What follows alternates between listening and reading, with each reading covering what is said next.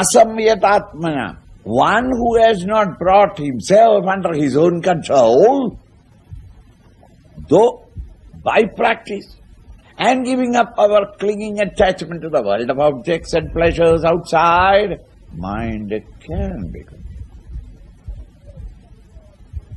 But one who has not brought his own mind under his own control, we have already said it in all the previous chapters, you must bring your mind under the control of the intellect. That is called the integrated inner personality.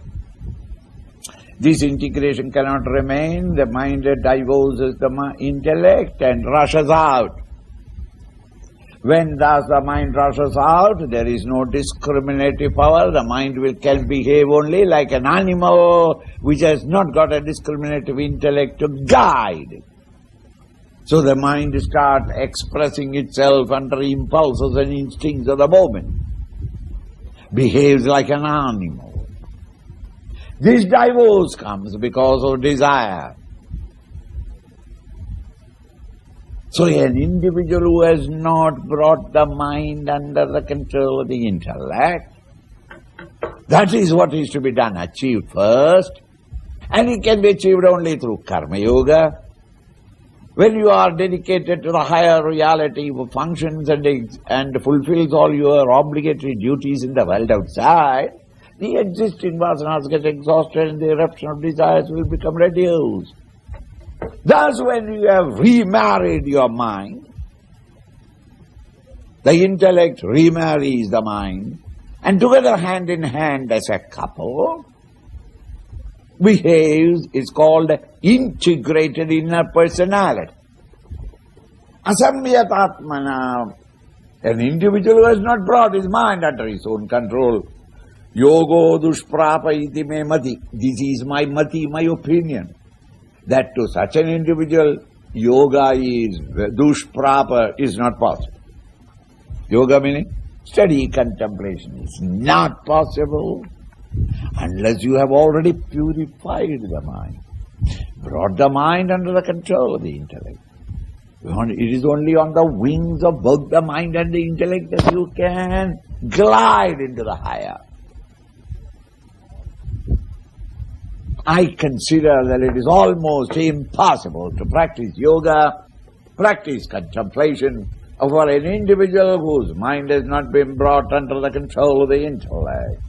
Vasyatmanatu. But on the other hand, if you have brought the mind under the vasya, under the control of the intellect, to yatata, then he puts forth the effort in contemplation. Shakyo vaptamupayada, there are various methods, techniques of contemplation by which you can proceed and easily or comfortably reach your destination. But not when the mind is not controlled. Arjuna heard this. An individual who is honestly working, wanting to reach spirituality, from childhood onwards struggling hard, no doubt he has not brought his mind under his control. You mean to say he cannot reach the highest? Then I think that you are a danger to the community, society. You are preaching a philosophy which will destroy everybody. Because who has brought all the mind under the control of the intellect? We may be sincere. You are honest. You have got faith and belief in the spirituality. You put forth your effort. But all your effort, all your lifetime will add up to nothing if the mind is not brought under control. So Arjuna asked,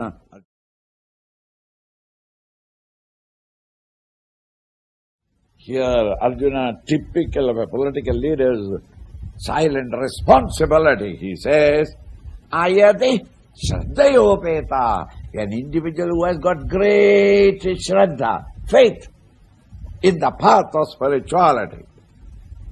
But, unfortunately, he is a little ayati, loose meaning he has not brought his whole mind under the control of the intellect. He is not brought. He is trying, but he is not brought. That he ignored. But he has got tremendous faith. He has read all the scriptures, mastered the Sanskrit language and studied the whole scripture. All the ideas in the scripture are at the tip of his tongue. And he is from morning till evening practicing it. Not merely an erudite scholar, but one who is practicing sadhana.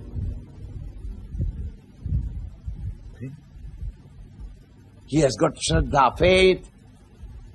He has got knowledge. He is practicing it sincerely. The only thing is, he has not yet brought the mind under the control of his intellect. Meaning, he has got still desire. Such an individual, according to your philosophy, Krishna, he will not ever reach the highest, but that desire will hook him down back again to the world here. He will not have the steadiness in contemplation. The mind will trip back again into the sensuous world. And without reaching the fulfillment of yoga, come get him, Krishna Getsari. What will be his destiny, hey Krishna? Are you not preaching a philosophy by which fools will attracted by your eloquence, may follow, and they come to harm? Their entire life wasted, not reaching the highest. All his energies are wasted all his lifetime.